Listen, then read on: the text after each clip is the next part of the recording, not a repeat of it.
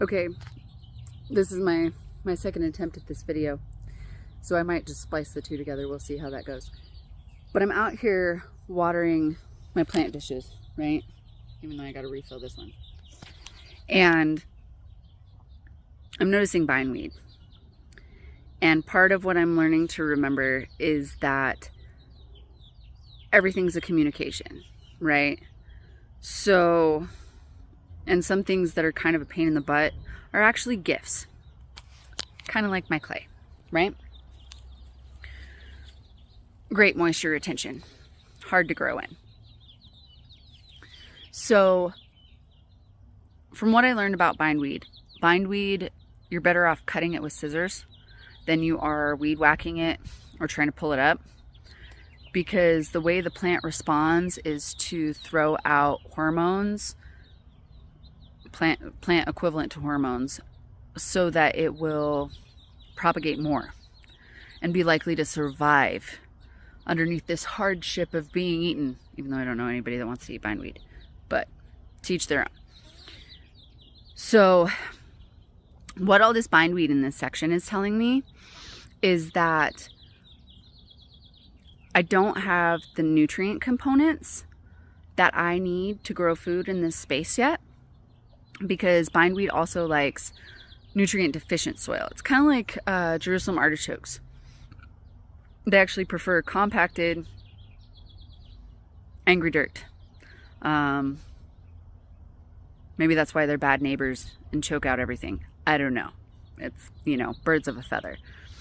But I'm going to use that as a communicator from my dirt that I can start putting food in here when I have either a significant drop or no bindweed. So, just giving you an example of how to listen to the land. My lesson is the bindweed. This theory about eradicating bindweed with increasing nutrient density of the soil. I've had it for about a year, and I kind of see it in my planter boxes, but I'm flipping those around too much, so I don't know if those are a good example right now. And we'll be here. We'll keep going. I'll give you guys updates. But I have,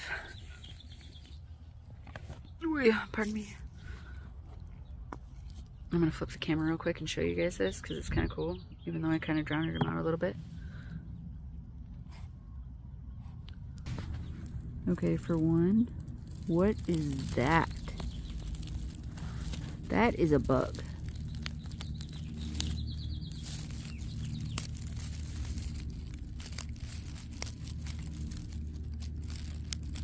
That's a bug. Ah. I have no idea what kind of bug that is. I don't know if it's gonna bite me, but that's kind of a cool looking little bug. I also have millipedes under here and isopods, and I think the earthworm ran away, so you can see the earthworm tunnels. So, oh, and ants. There are ant tunnels in there too. But it's begun.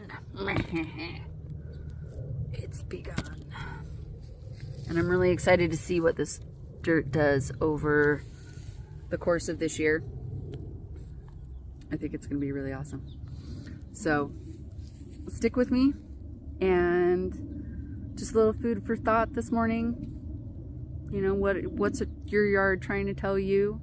What's growing there? And why?